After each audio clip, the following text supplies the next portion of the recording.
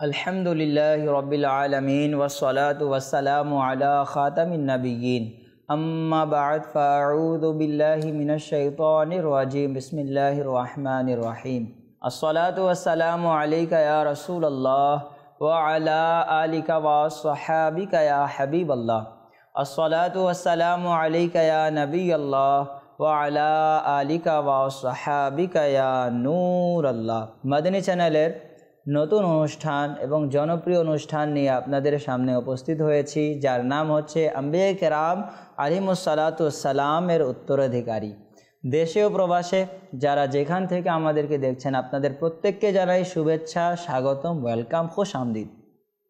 প্রিয় দর্শক মণ্ডলী, এই অনুষ্ঠানে আমরা এই উম্মতের বড় বড় ওলামায়ে কেরাম, আইম্মায়ে কেরাম, মুহাদ্দিসিন, মুফাসসিরিন, ফুকাহায়ে কেরাম রাহিমাহুমুল্লাহু সালামের আলোচনা শুনে থাকি, যারা রাসূল পাক সাল্লাল্লাহু তাআলা আলাইহি ওয়াসাল্লামের পুত পবিত্র হৃদয়ে নাজিলকৃত কোরআনে মজিদ, ফুরকানে হামিদের ইলম অর্জন করেছেন। প্রিয় নবী সাল্লাল্লাহু তাআলা আলাইহি ওয়া আলিহি ওয়াসাল্লামের পবিত্র মুখ দ্বারা নিঃসৃত বাণীসমূহ হাদিসে পাককে পড়েছেন, বুঝেছেন। শুধু তাই নয়, এরপর তারা বিভিন্ন ওয়াজ, নসিহত, লেখনী এবং ফতোয়ার মাধ্যমে নবী পাক সাল্লাল্লাহু আলাইহি ওয়াসাল্লামের জ্ঞানের অমূল্য রত্নকে সারা বিশ্বে উম্মতে মুহাম্মাদির নিকট পৌঁছিয়েছেন, যাদেরকে আমরা ওলামায়ে কেরাম, ওলামা ইসলাম নামে জানি এবং চিনি। তো প্রিয় দর্শক মণ্ডলী, এই অনুষ্ঠানে আমরা বড় বড় ব্যক্তিত্ব, যারা দ্বীনে ইসলামের বড় বড় খিদমত করেছেন, যাদের ফয়েজ আজও চলমান, কিয়ামত অবধি চলমান থাকবে, আমরা তাদের আলোচনা শ্রবণ করব। আর বুজুর্গানে দ্বীন রাহিমাহুমুল্লাহু সালাম এর আলোচনার বরকত কেমন, সুফিয়ান বিন উয়াইনা রাহমাতুল্লাহি তাআলা আলাইহি বলেছেন, ইনদা যিকরি সালিহিনা তানজিলুর রাহমা, নেককার লোকদের আলোচনার সময় আল্লাহ পাকের রহমত অবতীর্ণ হয়। প্রিয় দর্শক, একটু ভাবুন, একটু চিন্তা করুন, নেককার লোকদের আলোচনা যেখানে হয়, সেখানে মহান আল্লাহ পাকের রহমত অবতীর্ণ হয়। তো যেখানে ওই ব্যক্তি, যার আলোচনা হচ্ছে, তিনি যেখানে ঘুমিয়ে রয়েছেন, তিনি যেখানে আরাম ফরমাচ্ছেন, ওই জায়গায় মহান আল্লাহ পাকের কেমন রহমত অবতীর্ণ হবে। আল্লাহু আকবার।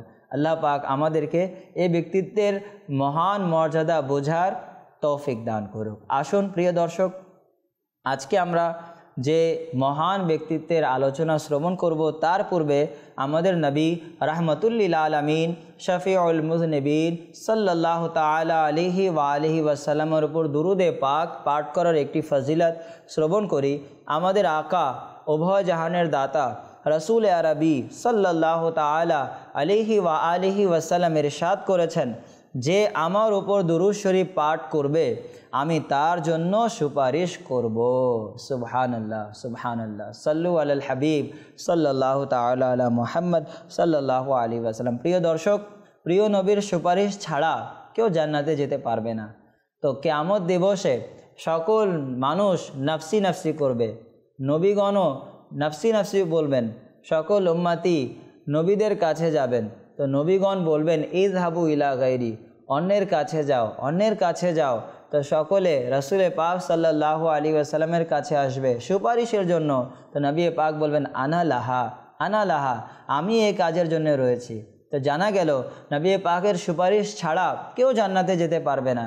আর যদি আমরা সুপারিশ পেতে চাই, তাহলে প্রিয় আকা আলাইহিস সালাতু ওয়াস সালাম বলেছেন, আমার প্রতি দুরূদে পাক পাঠ করো, আমি তোমাদের জন্য সুপারিশ করব। নবী পাক বলেন, যে আমার উপর দুরূদ শরীফ পাঠ করবে, আমি তার জন্য সুপারিশ করব। তো আল্লাহ তাআলা আমাদেরকে অধিক পরিমাণে দুরূদে পাক পাঠ করার তৌফিক দান করুক, আমিন। প্রিয় দর্শক মণ্ডলী, আজ যে ব্যক্তিত্বের আমরা আলোচনা শুনব, যে ব্যক্তির, যে হস্তির আলোচনা শ্রবণ করব, তিনি আমাদের মাঝে সকলের হৃদয়ে রয়েছেন, যাকে আমরা আলা হজরত নামে চিনি। আমার আকা আলা হজরত ইমাম আহলে সুন্নত, ওয়ালি নেয়ামত, আযীমুল বরকত, আযীমুল মর্তবত, परवानाए शमए रिसालत, मुजद्दिद दीन व मिल्लत, हामी सुन्नत, माही बिदअत, आलिम शरीयत, पीर तरीक़त, बाइस खैर व बरकत, हज़रत अल्लामा मौलाना अल-हाज अल-हाफिज अल-कारी अल-शाह इमाम अहमद रज़ा खान रहमतुल्लाह ताला अलैह। আল্লাহু আকবার। তার শুভ জন্ম, প্রিয় দর্শক, তার শুভ জন্ম হয় 10ই শাওয়াল 1272 হিজরি, 14ই জুন 1856 ইংরেজি রোজ শনিবার জোহরের সময় এই মহান ব্যক্তি বরেলি শরীফের জাসুলি গ্রামে জন্মগ্রহণ করেন। জন্ম বৎসরের হিসাবে তার ঐতিহাসিক নাম হচ্ছে আল মুখতার। প্রিয় দর্শক, আমার আকা আলা হজরত রহমতুল্লাহি তাআলা আলাইহ কেমন মহান ব্যক্তিত্ব ছিলেন, কেমন তিনি ওলি ছিলেন, কেমন তিনি আলিম ছিলেন। সাধারণত প্রত্যেক যুগের বাচ্চাদের অবস্থা আজকাল বাচ্চাদের অবস্থার মতো যে 7-8 বছর পর্যন্ত তাদের কোনো কথার হুঁশ থাকে না এবং তারা কোনো বিষয়ের চূড়ান্ত পর্যায়ে পৌঁছতে পারে না। তবে আলা হজরত ইমাম আহমদ রজা খান রহমতুল্লাহ তাআলা আলাইহির শৈশবকাল খুবই গুরুত্ব বহনকারী ছিল। শৈশবকাল এবং কম বয়সের বুদ্ধিমত্তা ও স্মরণ শক্তির অবস্থা এরকম ছিল যে মাত্র 4.5 বছরের ছোট্ট বয়সে কোরআন শরীফ সম্পূর্ণ নাজেরা পড়ার নিয়ামত লাভে ধন্য হন। সুবহানাল্লাহ, সুবহানাল্লাহ। 6 বছর বয়সে রবিউল আউয়ালের পবিত্র মাসে মেম্বরে আরোহণ করে মিলাদুন নবী সাল্লাল্লাহু তাআলা আলাইহি ওয়াসাল্লামের বিষয়বস্তুর উপর এক বড় ইজতিমাতে চমৎকার বয়ান করে ওলামায়ে কেরাম এবং মাশায়েখে ইজামদের প্রশংসা এবং বাহবাহ অর্জন করেন। আল্লাহু আকবার। এ বয়সে আলা হযরত রাহমাতুল্লাহি তাআলা আলাইহি বাগদাদ শরীফের ব্যাপারে দিক নির্ধারণ করে নেন আর সারা জীবন মাহবুবে সুবহানি, কিন্দিলে নুরানি, শাহবাজ লামাকানি, শেখ আব্দুল কাদের জিলানি রহমতুল্লাহি তাআলা আলাইহির মুবারক শহরের দিকে কখনো পা দয়কে প্রসারিত করেননি। আল্লাহু আকবার। কেমন আদবওয়ালা ছিলেন আমার ইমাম আহমদ রাজা। নামাজের প্রতি তার খুবই ভালোবাসা ছিল, এমনকি 5 ওয়াক্ত নামাজ জামাত সহকারে তাকবীরে উলাকে সংরক্ষণ করে মসজিদে গিয়ে তিনি আদায় করতেন। যখনই কোনো মহিলা সামনে পড়ে যেত তবে তৎক্ষণাৎ দৃষ্টিকে নত করে মাথা ঝুঁকিয়ে নিতেন, যেন সুন্নাতে মুস্তাফা সাল্লাল্লাহু আলাইহি ওয়াসাল্লামের প্রতি প্রবল আগ্রহ ছিল তার, যেটার বহিঃপ্রকাশ করতে গিয়ে হুজুর সাল্লাল্লাহু আলাইহি ওয়াসাল্লামের মহান খিদমতে এভাবে সালাম পেশ করেন, नीची आँखों की शर्म हया पर दुरूद, ऊंची बीनी की रिफात पे लाखों সালাম। আলা হযরত রাহমাতুল্লাহি তাআলা আলাইহি ছোটবেলায় এমন তাকওয়া পরহেজগারিতা অর্জন করেছিলেন যে চলার সময় পা দয়ের আওয়াজও শোনা যেত না। 7 বছর বয়স থেকেই রমজানুল মুবারক মাসের রোজা রাখা শুরু করেন। প্রিয় দর্শক, আজ আমাদের ছোট হোক কিংবা বড়, আমাদের এদিকে মনোযোগই যায় না যে আমরা যখনই হাঁটি অনেকেরই চলার সময় পায়ের জুতো থেকে আওয়াজ আসে, আর এই আওয়াজ শুনতে এত বিশ্রী লাগে কিন্তু আমাদের খেয়াল থাকে না। কোরবান যান আমাদের আহমদ রাজার প্রতি, ইমামে আহলে সুন্নাত এর চলার সময় পা দয়ের আওয়াজ শোনা যেত না। আল্লাহু আকবার। আর তিনি রহমতুল্লাহ আলাইহি 7 বছর বয়স থেকেই রমজানুল মুবারকে রোজা রাখতেন। আজ 7 বছর তো দূরের কথা, আজ বড় বড় ব্যক্তি বালেগ, ইনকাম করার সময় আছে, সুযোগ আছে, সারাদিন মেহনত করবে, কিন্তু রোজা রাখার আমাদের সুযোগ নেই। রোজা রাখলে আমাদের কাজ কমে যাবে, রোজা রাখলে আমি টার্গেট মতো কাজ করতে পারবো না, এ ভয়ে অসংখ্য মুসলমান ভাইয়ের আমাদের রোজা ছেড়ে দেয়, মাহে রমজানের রোজা ছেড়ে দেয়। কিন্তু কোরবান যান আলা হজরতের প্রতি, তিনি বালেগ হওয়ার আগেই 7 বছরে তিনি রোজা রাখতেন। আল্লাহু আকবার। আল্লাহ তাআলা তার সদকা আমাদেরকেও মাহে রমজানের প্রতিটি রোজা রাখার তৌফিক দান করুক, আমিন। প্রিয় দর্শক মণ্ডলী, জনাব সৈয়দ আইয়ুব আলী শাহ রহমতুল্লাহি তাআলা আলাইহি বর্ণনা করেন, শৈশবকালে আলা হজরত রহমতুল্লাহি তাআলা আলাইহিকে পবিত্র কোরআন শিক্ষা দেওয়ার জন্য জনৈক মৌলানা সাহেব তার ঘরে আসতেন।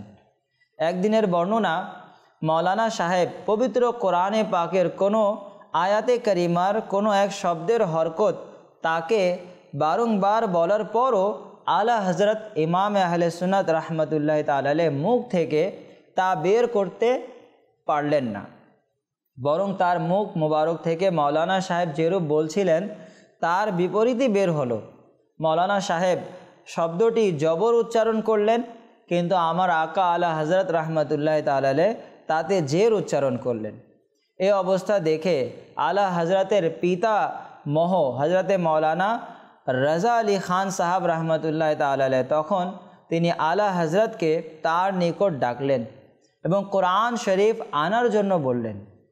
তিনি কোরআন শরীফ খুলে দেখলেন উক্ত শব্দে প্রিন্টিংয়ে ভুলে জেরের স্থানে জবর লিখে দিয়েছে। প্রকৃতপক্ষে আলা হজরত রহমতুল্লাহ তাআলার পবিত্র জবানে যা উচ্চারিত হয়েছিল তাই সঠিক ছিল। সুবহানাল্লাহ। তার পিতামহ আলা হজরতকে জিজ্ঞেস করলেন, বৎস, মৌলানা সাহেব তোমাকে যেরূপ বলছিলেন তুমি সেরূপ বলনি কেন?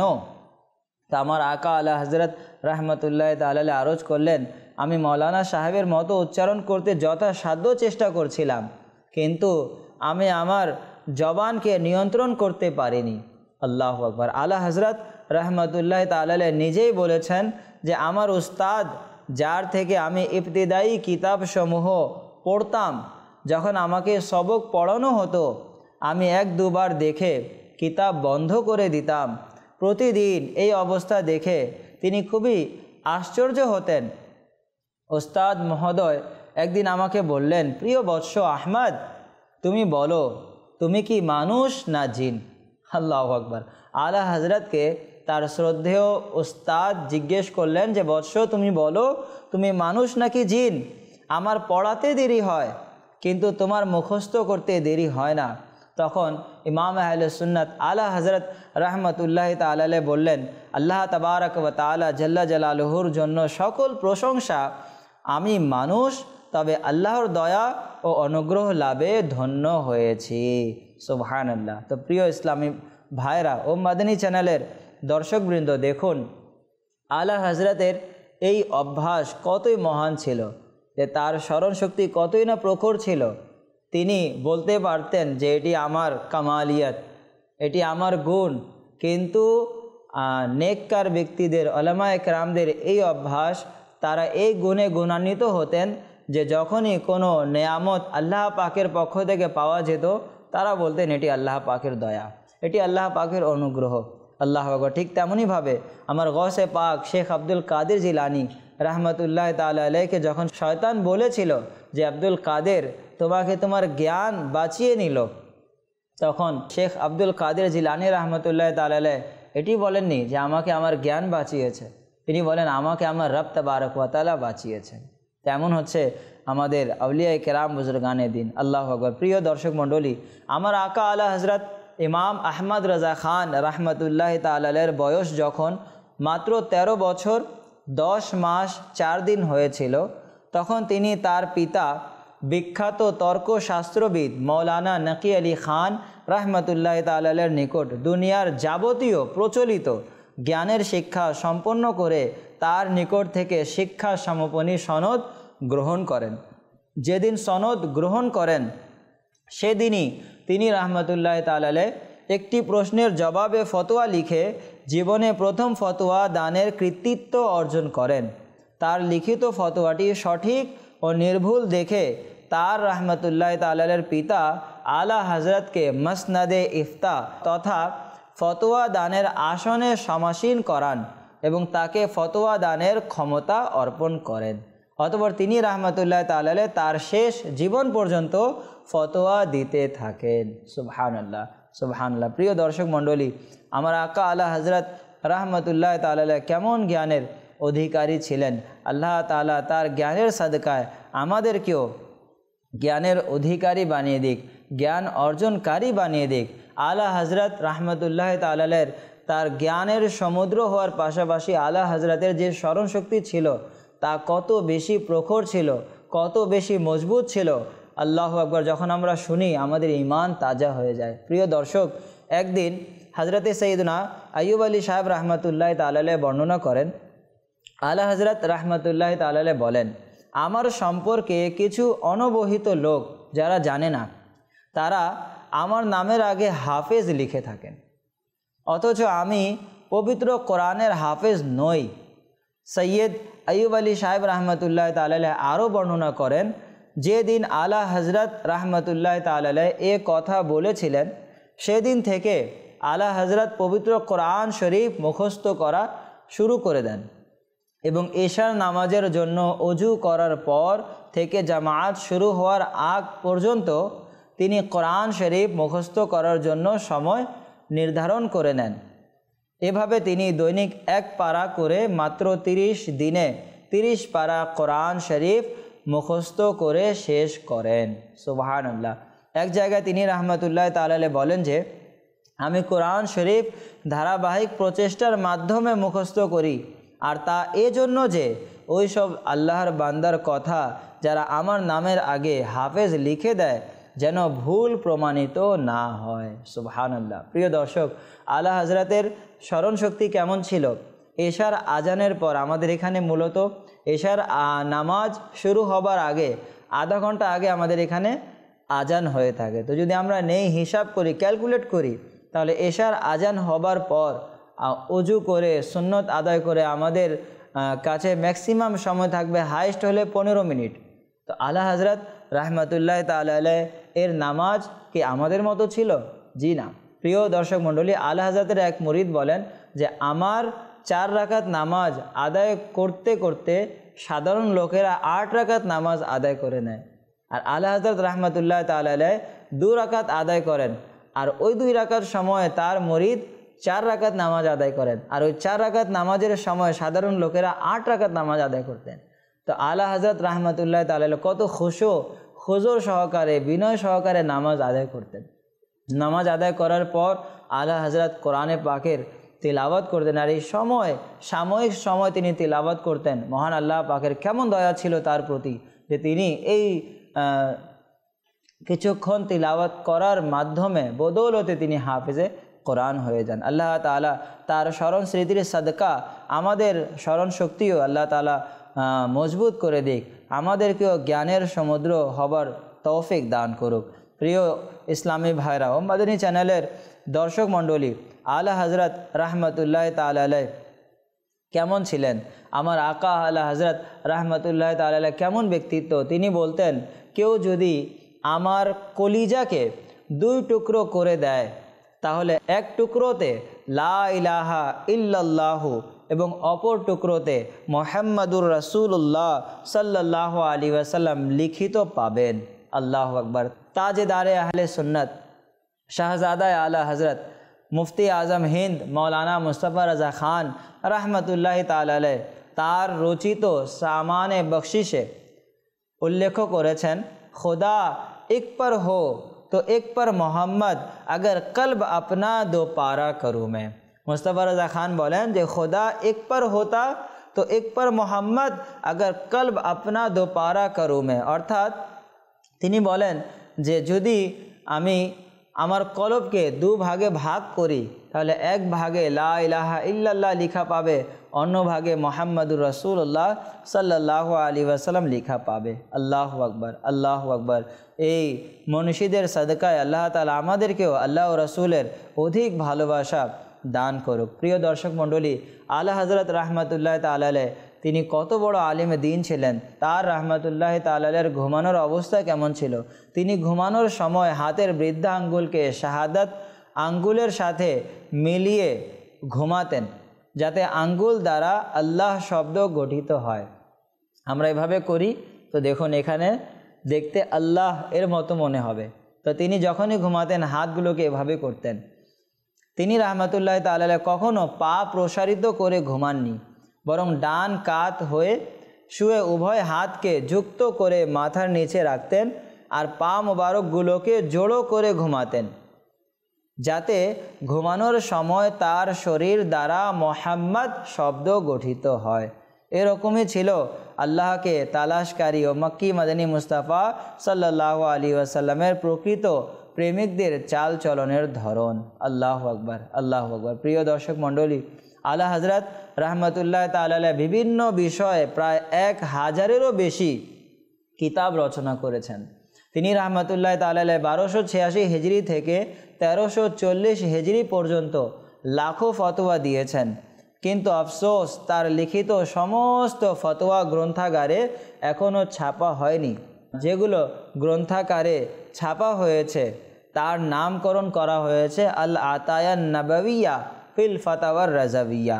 তার লিখিত ফতোয়ায় রাজাবিয়ার 30 খণ্ড, যার সর্বমোট পৃষ্ঠা 21,656, সর্বমোট প্রশ্ন উত্তর 6,847টি এবং সর্বমোট রিসালা হলো 206টি।